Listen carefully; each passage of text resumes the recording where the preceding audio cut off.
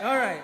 So we're jumping into this series. There's a couple theme verses. We do this for series when we're not in a book series. We'll grab a verse that kind of propels us into the series. And there's actually two for this one.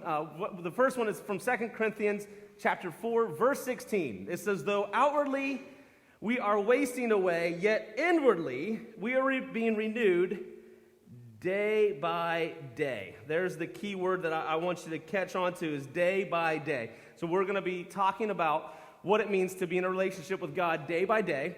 And this is the beauty of the journey that we have with Christ, is that it's not a one-moment thing.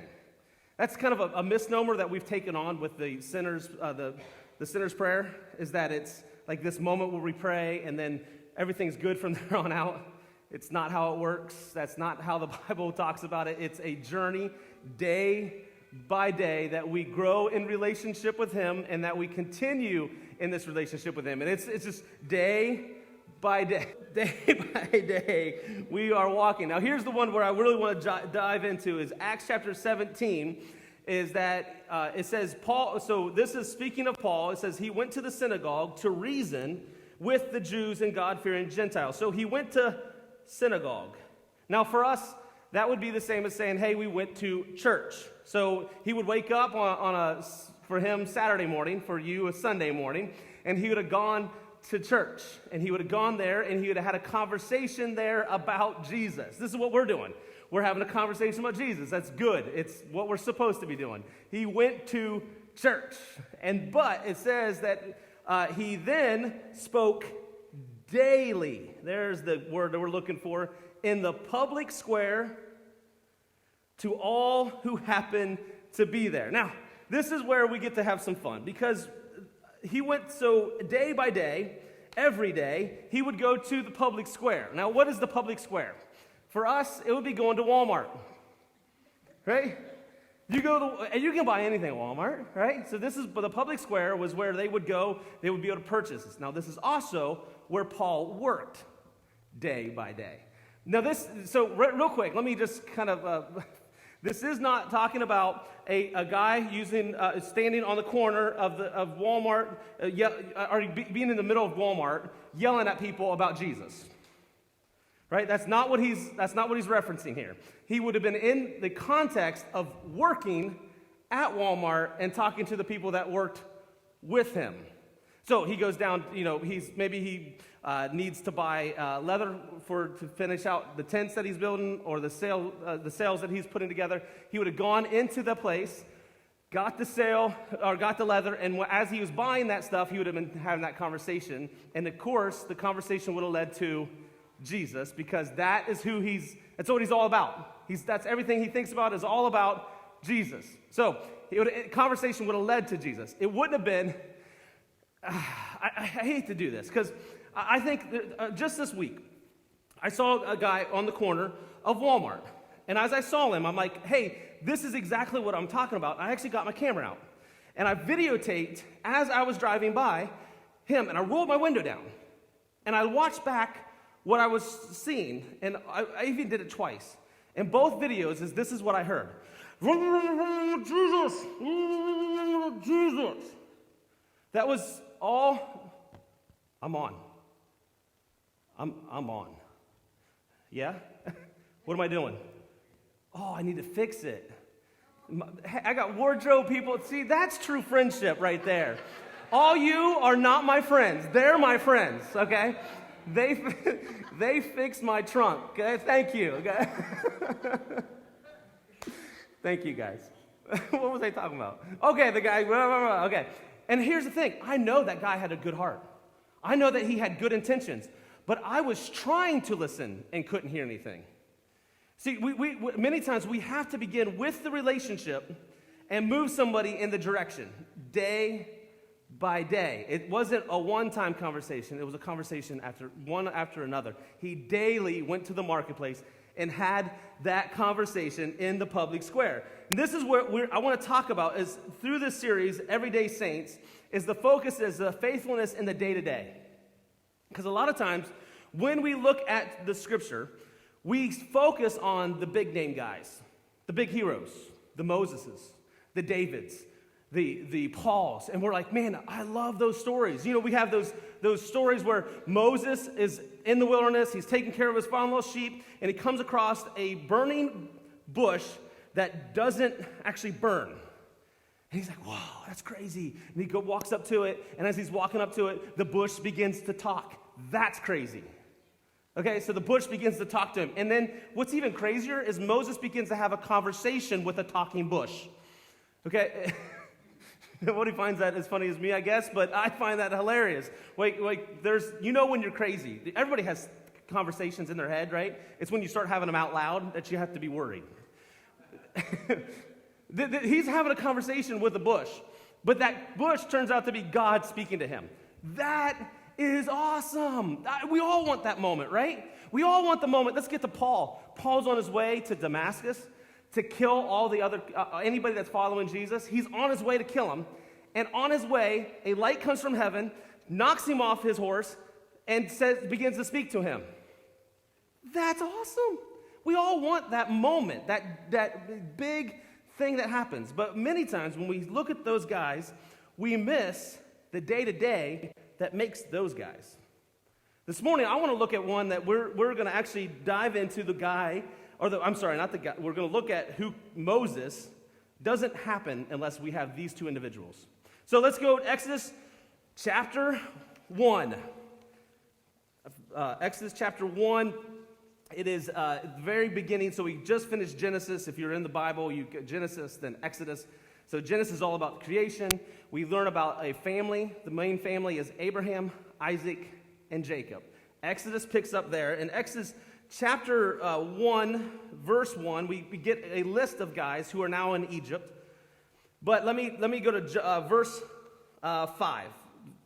Exodus chapter 1, verse 5, it says, all the descendants of Jacob. Now, if you want to, you can go ahead and write there that it is Jacob is actually Israel. Jacob equals Israel. That is the name Jacob has been changed by God to Israel. So when you talk about the Israel nation, here we have the foundation of the Israel nation in Egypt, not their nation. Okay, so this is where, if you were here 2 weeks ago, George DeYoung laid out the foundation that God intentionally took them to Egypt and brought them out of Egypt because that was the context that they were leaving and they were being established. So here we are, we have Jacob, there's 70 persons with him, and there was Joseph, who was already in Egypt. So we have Joseph. I don't have time to get into the story, but Joseph was the guy with the multi-technicolor, what's that movie? Anybody remember that movie? Joseph and the help me out. Dreamcoat, there it is, yeah. He wore the dreamcoat, and that movie is terrible as far as illustrating it was not very contextually correct. But Joseph, we've all kind of heard of him. He ends up in second in command of all of Egypt. But then it says that then Joseph died, and all his brothers and all that generation, but the people of Israel were fruitful and increased greatly. So it went from 70 to a bunch. And they multiplied and grew extremely strong, so that the land was filled with them. Now there arose a new king over Egypt, who did not know Joseph. So somebody separate, a new regime is in place, and it says, he said to his people, behold, the people of Israel are too many and too mighty for us. Come, let us deal with them shrewdly.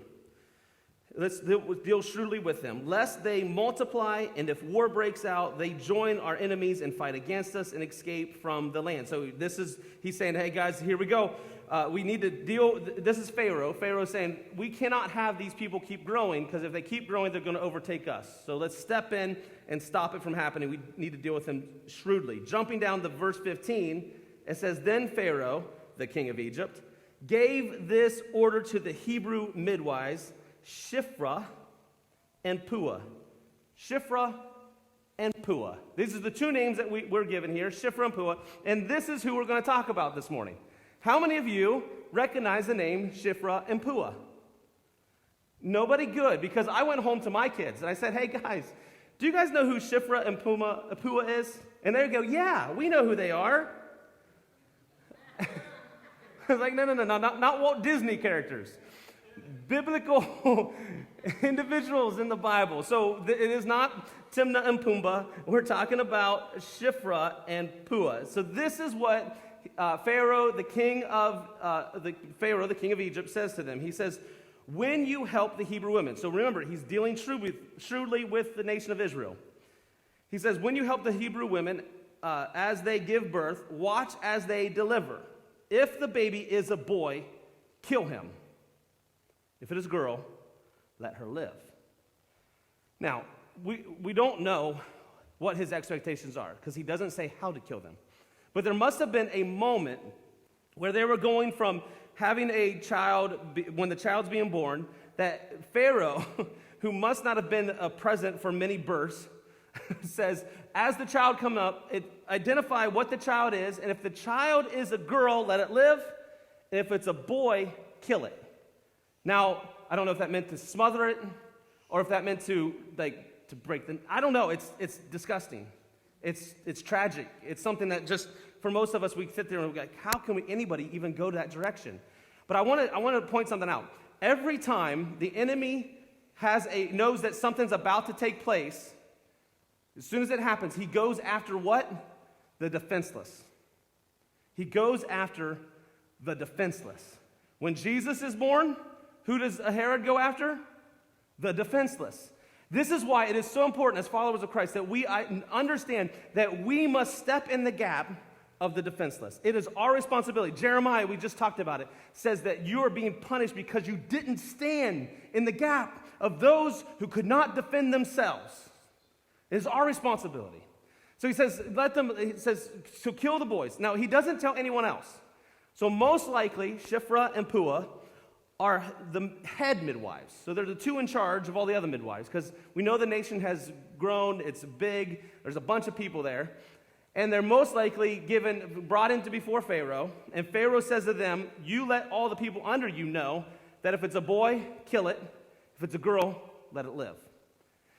So it says, keep on going with the verse in the scripture, it says in verse 17, but because the midwives feared God, they refused to obey the king's orders.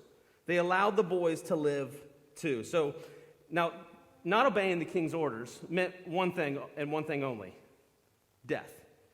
If you don't abide by Pharaoh's rule, you are going most likely to die. So by them saying, hey, we're not going to listen to the Pharaoh's orders, the king's orders, these are not as scary as here. Now, we put that in, I even said it, they're not as scary. But for them, it wasn't about fearing punishment. It was that they understood that God was their authority. He was the author. I love the way that George DeYoung said it a couple weeks ago, if you were here on a Saturday. He said that if the author has the authority. So the midwives understood that God is the author of life, so therefore he has the authority. Pharaoh was trying to usurp the authority of God and put himself in a governmental position that he could make the decision of who would live and who would die. See, it's not our choice. The author has the authority. They understood this, that God was the author of life, so it didn't matter what the Pharaoh said. It only mattered what God said. So they allowed the boys to live. So the king of Egypt called for the midwives.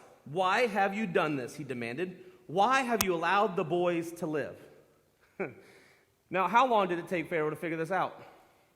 Because, as a baby, when you get a baby, I'm gonna offend some people. Babies all look the same, okay? When they're born, they all look like little aliens. All the dads laugh, all the wives want to kill me. They did not. Mine was the most beautiful thing in the world. No, it wasn't. It was ugly as all get out. It was, I'm sorry. I'll be honest. I said this before I had children, that babies were ugly, like when they're newborn. Now as they grow up, they get cute, some of them. But before I had babies, I thought, man, they are all ugly. Then I had my first son when Caleb was born and I held him for the first time. I said, this is the most beautiful baby ever. Why? Because he was mine. Looking back on pictures, that dude was ugly. He looked like every other baby. So how long did it take for Pharaoh to figure out that babies were not being killed when they were baby boys? Well, probably 3 to 4 years that they could have hid the fact that these were boys, because the midwives were going, don't tell anybody, don't let Pharaoh know. Hide the babies, hide the boys, keep them under wraps. And so at some point, Pharaoh looked out and going, what is going on? How are there all these 4-year-old boys running around? They should be dead. So we don't know for sure how long, but eventually Pharaoh catches on that they're not killing him. He says, why have you done this? And the Shiphrah and Puah say, well, the Hebrew women aren't like the Egyptian women. The midwives replied, they are more vigorous and have their babies so quickly that we can't get there in time. Now, clearly, they're able to lie to Pharaoh because he has no clue how labor works. Okay? Because I don't care what nationality you are, or whether you're a Hebrew or whether you're Egyptian. It ain't like, hey, I'm having a baby, and bling, there's no pop, there's the baby. It is work, it's effort. And so they were basically manipulating the story to fit their narrative. Maybe, just maybe, they were lying. Okay. Watch what happens. And I'm going to come back to that. So God was good to the midwives, and the Israelites continued to multiply, growing more and more powerful. And because the midwives feared God, made him the author, he gave them families of their own. Now, I love it when people say sin is sin. Is it? Because they just lied to Pharaoh, and God blesses them for lying. I'm just wondering, did God just bless some midwives, or did they just figure out a really creative way to lie to Pharaoh? The point is, most rabbis would sit down, and you wouldn't have this discussion in the Hebrew nations, or as a Jew, because there are levels of sin.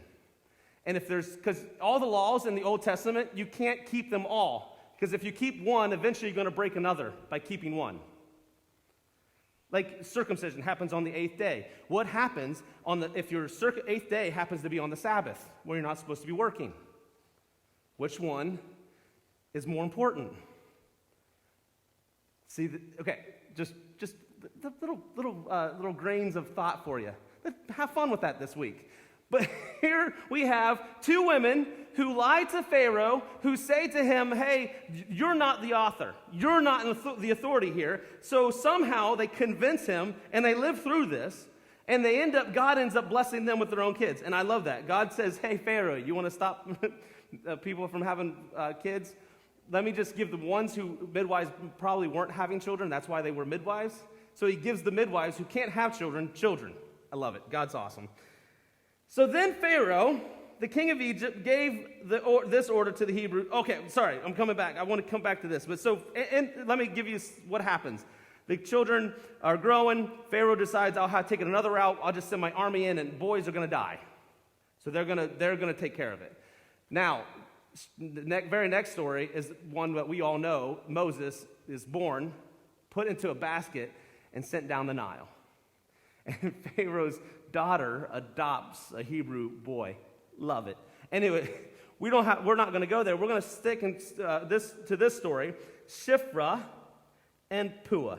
Now, we know a couple things about Shiphrah and Puah. Number one, these are Hebrew names. So they're not Egyptian midwives. They are Hebrew midwives. They are from the nation of Israel. They know who their people are. And this is another thing that we can find out from them, is that when you read the first 5 chapters of Exodus, we're given 4 names. Well, you go away from the genealogy that's in in verse 1, who's now in Egypt. You go after that, you go next 5 chapters, there's only 3 names given to us. Moses, Shiphrah, and Puah. These names must be really important, because they're the only name that he gives us Pharaoh, the king of Egypt, but he doesn't give us his name. A few chapters later, we get the names of some priests, but he doesn't give us their names. He gives it our officials, but he doesn't give us their names. He gives us just these 2 names. They're foundational to the book of Exodus, but we've spent no time discussing them. So who are Shiphrah and Puah? Now, the only thing we can know about them is they were obedient to God, that they ignored the governmental issue of what they were supposed to do according to the government, and they made God the author of their life. The other thing we can do is we can look at their names. Shiphrah, the first one, can mean two things. It can either mean fairness or it can mean beautiful.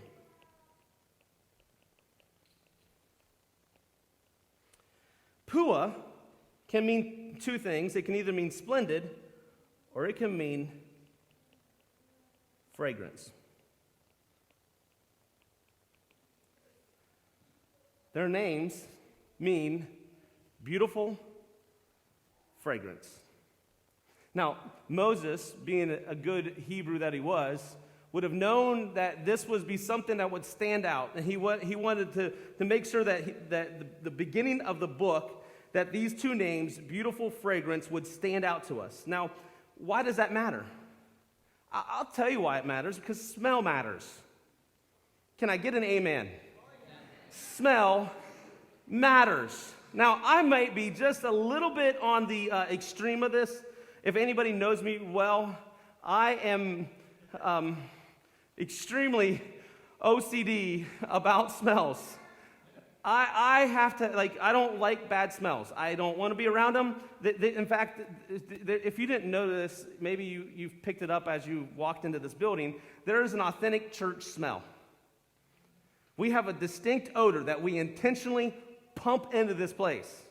So much so that a few weeks ago, I was at an event for Off the Wall, and I ran into a guy I know, and I gave him a high five, and he's been here a few times and has made a comment about he likes the smell of this building, and he gave me a high five. He goes, "Man, you smell like the church." Why did I smell like the church? Because guess what? I was at the church. So here's the thing. The reason why I am so OCD about it is because for 3 years, I did this. That's called a nasal ranger. For 3 years, there's a front page article in the Akron Beacon Journal with my face doing that. Now, I went to find it, and thankfully, I could not find it. I Googled myself and put Nasal Ranger, Akron Beacon Journal, and the article is gone. Thank God. 4 times a day, 6 days a week, 28. Where did you find that? You didn't? Everything's available. There's not a picture, is there? Oh my goodness. How did you guys? Look at the quote. "I know I look goofy," McDonald said. There better not be a picture. You don't have a picture, do you? Thank God. Okay. That's wrong. Anyway, so this is evidence. This is what I did for my job for 3 years. I drove around Tuscarawas County, Stark County, and a lot of Ohio, smelling smells and giving them a rating. And after this time, I've got a very, my nose, I smell things before anybody else. We're driving down the road, and I'm like, oh man. I'll smell it before anybody else. Then they're like, oh, it hits them 30 seconds later. If we're at home, I'll be like, "Boy, did you just do what I think you just did?" And everybody's like, no. And then it happens. Everybody else gets the whiff. And then everybody else is like, I won't say what K name would come out, but there's a certain K name that may be said in my home, sitting over there, that may happen. And they all know who did what. But I smell it before anybody else does. Smell matters. Now, those of you that want to give me a hard time, I think I'm just following the heart of God. Because look at Exodus chapter 30. Same book where it begins with this foundation of beautiful fragrance. God says to Moses, he says, "Moses, gather fragrant spices, resin droplets, mollusk shell." There it is. I can read, maybe. And that other word there, galbanum. Nobody knows what that is. And mix these fragrant spices with pure frankincense, weighed out in equal amounts. Using the usual techniques of the incense maker, blend the spices together and sprinkle them with salt to produce a pure and holy incense. A smell that he says, measured out distinctly. This is what I want it to smell like. Then he says, grind some of the mixture into very fine powder and put it in front of the ark of the covenant, where I will meet with you in the tabernacle. You must treat this incense as most holy. God said smell matters. So he says, never use this formula to make this incense for yourselves. You can't use this as cologne. Don't use this in your home. It is reserved for the Lord, and you must treat it as holy. Anyone who makes incense like this for personal use will be cut off from the community. That's intense, right? God says smell matters. Now you go to Leviticus, and you'll find out that two men made the wrong smell. It says, now Nadab and Abihu, the sons of Aaron, took their respective fire pans, and after putting fire in them, placed incense on it and offered strange fire. It didn't smell right, which he had not commanded them. And a fire came out from the presence of the Lord, the Holy of Holies, and consumed them. That means they were standing there, fire comes out of the Holy of Holies, they're no longer there, gone. And they died before the Lord. It matters to God. Smell matters. It's not just Old Testament, it's New Testament. This is what Paul says to the Corinthians. He says, for we are a what? Fragrance of Christ to God, among those who are being saved and among those who are perishing. We are supposed to have a distinct aroma about us. Now, this is important to them. And God begins Exodus by saying, hey, there's these two women, their obedience and making me the author and declaring me author and not listening to the authority of the state or the government, but listening to the authority of the author of all creation, stood in a position where they took their day-to-day job and turned it into ministry. Let me say that again. They used their beautiful fragrance to take their day-to-day job and turned it into ministry.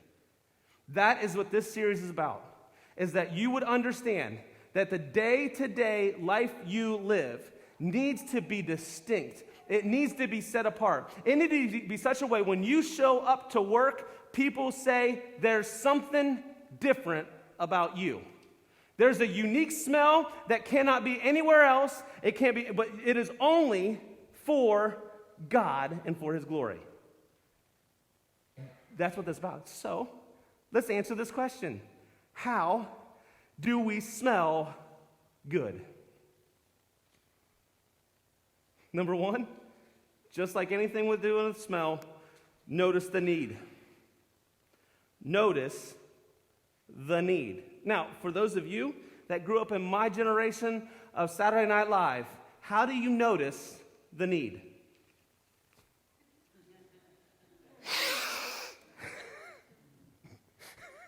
Sorry. Yes. Nobody? I'm by myself on this one. Okay. Yeah. You got to notice the need. I'm going to help you parents out. Those of you that have preteens and teenagers, notice you smell. You have a smell about you, okay? It doesn't matter what you think. It doesn't matter how delusional your nasal thing is. You smell. Now you need to notice that you smell. Now here's what I want to do. I'm going to change that just a little bit. I want to say we need to notice when we walk out that we are the odor, the aroma of God. So we need to notice where there's a need. Here, let me show you. Jesus shows a perfect example of this in John chapter 9, verse 1. Jesus is walking along, and they notice that there's a man who has been blind from birth. And the disciples say, hey, Rabbi, why was this man born blind? Was it because of his own sins? He's born blind. Was it his own sins, like sins that he's going to commit or sins that he committed in the womb? Or was it his parents' sins? Why is this man being punished? Now, notice, both the disciples and Jesus see the same man. They just see it differently. The disciples see an opportunity for a theological argument. Hey, well, this person's hurting. Why are they hurting? Let's discuss the reasons why this person is in this situation and why are they there? Right? Jesus says, It's not because of his sins or the parents' sins. This happens so that the power of God could be seen in him, and he heals him.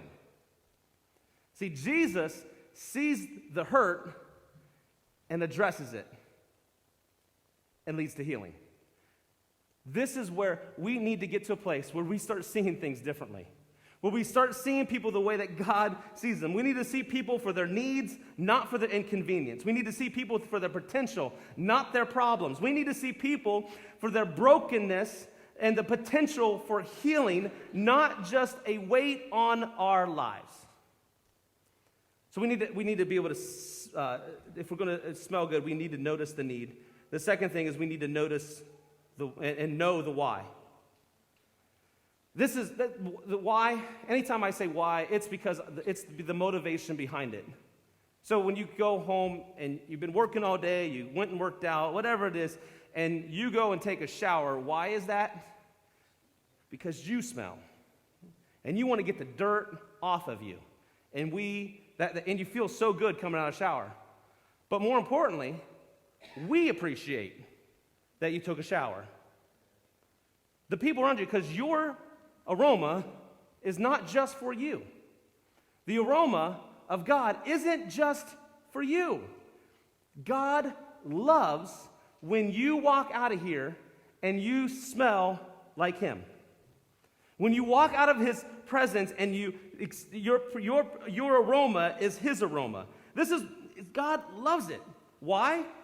Because he's more concerned about the people who are going to smell you than whether you're clean or not. He's more concerned about how you're going to affect the people that you're around than whether you feel good about having that time in the presence of God. Jesus tells the illustration he gives is he says, there's a shepherd, he's got 100 sheep. He gets back to the sheepfold, he realizes there's 99 of them. He leaves the 99 and goes off to get the one. Why?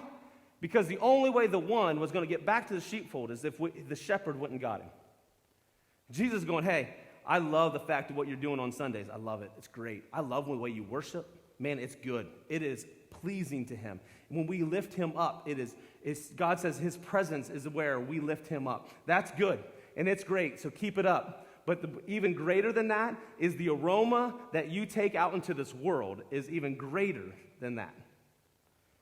He'll leave the 99 to find the one. This is what the writer of Hebrews says, don't forget to do good things for others, to share what you have with them. These are the kind of sacrifices that please God. He loves the worship, but even greater is the sacrifices. What is that? The incense, the burnt offering, the aroma that you bring to him is when you go out and you do good things for others and share your aroma with them. So we have to notice the need, know the why, and here's the one: you got to do it daily. For teenagers, you got to take a shower daily. Okay? But for those that follow Jesus Christ, this isn't a Sunday thing. This isn't when I'm coming in and I got my good looks on and I put my suit jacket on, and I'm feeling good about the way I feel and the way I look. Sunday's great, but more importantly is that we do it every day. I love the way that the Message paraphrase gives us Galatians chapter 6, verse 4. It says, make careful exploration of who you are and the work you have been given, and then sink yourself into that. Here's Shiphrah and Puah knew their people, and they weren't about to let Pharaoh tell them to kill their own people. They knew the people. You need to know who your people are. Who are you?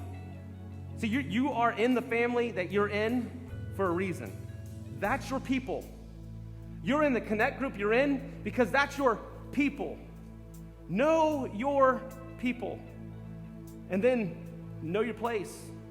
Where your workplace, your school, where you go to do your work, that's your place. See, Shiphrah and Puah understood their place was as midwives. And they turned their ministry, their their work, their day-to-day, into their ministry. And then they made it their passion. They were willing to die for it. They didn't know that God was going to honor that. They didn't know that they were going to get children because of it. They didn't know that Pharaoh wasn't going to kill them. They just said, I'm willing to die for this. See, this is where the Lord's Prayer, thy kingdom come, thy will be done on earth as in heaven. This is where we need to stop praying, God, bless my mess. Instead, we need to say, God, let me know what mess I need to walk into. Let me know where I'm supposed to be going and make it my passion. This is where you take your day to day and say, God, how do I turn it from labor into ministry? How do I turn it into going, I got to go to work another day till I get to go spend time in a place and with people and have an influence? How do I do that? This is where we need to take this opportunity to say, God, just like Shiphrah and Puah, we need to understand that you've given us the opportunity to be an aroma in the world. How do we do that? Ephesians 5, Paul writing to the church in Ephesus says, imitate God, therefore, in everything you do, because you are his dear children. Live a life filled with love, following the example of Christ, who he loved us and offered himself as a sacrifice and a pleasing aroma to God. For us to become the pleasing aroma to God means we have to give our lives to the one who died for us. How do we become a pleasing aroma? Is to follow the one who is the first sacrifice and pleasing aroma to God. This is the opportunity I want us to take this morning, is to begin that relationship with him. That we follow his example. That we give our lives to follow him.